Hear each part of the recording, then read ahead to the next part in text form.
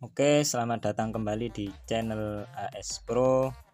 Kali ini saya akan membagikan tips, triks bagi pemula-pemula yang masih bingung untuk mengatur DCO atau bias dari driver SOCL 506 ya. Jadi kan seperti yang kita tahu, kalau SOCL 506 itu adalah upgradean dari yang 504, yang mana sebelumnya 504 kan ada trimpot untuk mengatur DCO nya. Sedangkan untuk SOCL 506 ini untuk DCO sudah otomatis diatur oleh IC yang ada di bawah ini. Ini IC nya seperti ini. Oke, itu jadi bagi teman-teman semua, jika membeli driver SOCL 506 usahakan yang komponennya bagus ya. Jadi harganya biasanya sekitar 50 ribuan ke atas. Kalau yang di bawah 40.000 itu biasanya ya seperti ini. Salah satu contohnya ini ya. Ini driver yang biasa ya, artinya bukan yang bagus. Kendalanya biasanya karena komponen-komponen yang dipakai ini adalah bukan yang bagus, IC nya juga ini IC yang biasa, bukan yang bagus, maka biasanya DCO nya atau biasnya itu enggak stabil polo ya.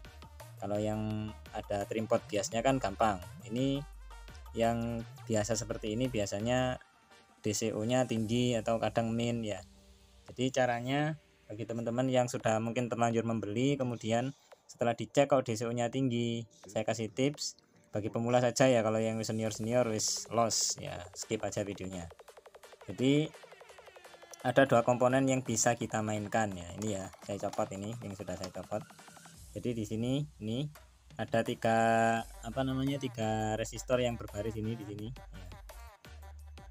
Nah, ini yang 560 ini yang pertama. Kemudian yang kedua ini resistor 47K yang ini paralel ya. Jadi belakangnya ini dia nyambung semua kakinya paralel. Jadi dua komponen ini yang bisa kita mainkan ya. Cara yang pertama ya. Jadi ini tidak usah diganti. Hanya yang 47K ini nggak usah diganti ya. Cara yang pertama. Kemudian yang 560 ini dicopot. 560 ini dicopot, kemudian diganti dengan trimpot yang ukuran 1K atau berapa terserah, nyesuaikan.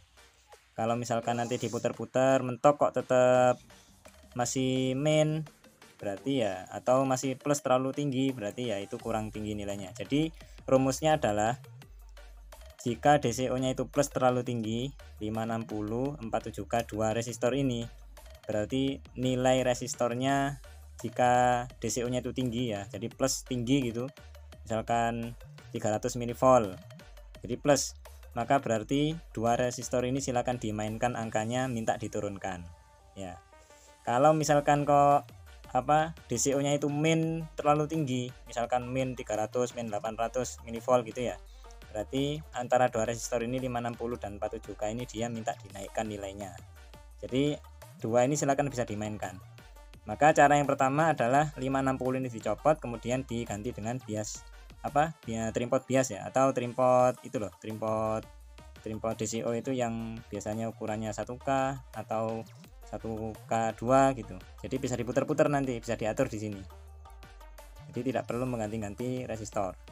Jadi langsung diputar di trimpotnya sampai ketemu bias 0. Sampai ketemu DCO nya 0 ya. Jadi kalau saya biasanya mainnya itu main resistor ya bolo. Jadi resistor 560 ini saya ganti, kemudian yang 47K ini juga saya ganti.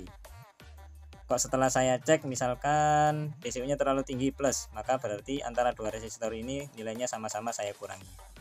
Kalau pengurangannya terlalu lebih, biasanya akan kebablas ke min ya. Jadi DCO nya itu min tinggi gitu, min 100 atau min 200, bahkan sampai min 800 kadang. Ini resiko kalau menggunakan IC yang biasa ya, bukan IC yang bagus. Ini kan IC nya biasa bro. Jadi ini kuncinya. Jadi resistor 560 ini sama 47K yang paralel di sini.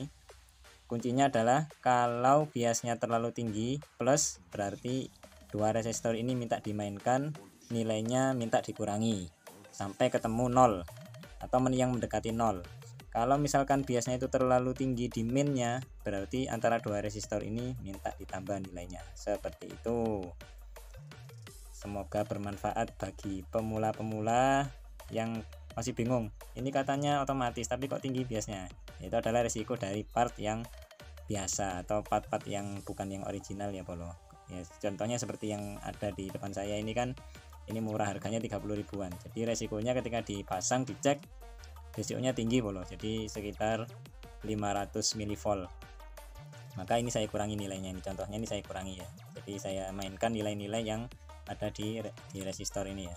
Jadi saya kurangi, saya carikan part-part bekas, kemudian saya coba. Kalau misalkan masih kurang rendah lagi, coba lagi dengan nilai yang kurang rendah lagi gitu. Oke, sudah dan matur suwun, semoga bermanfaat bagi anda pemula. Oke, sampai jumpa di video berikutnya.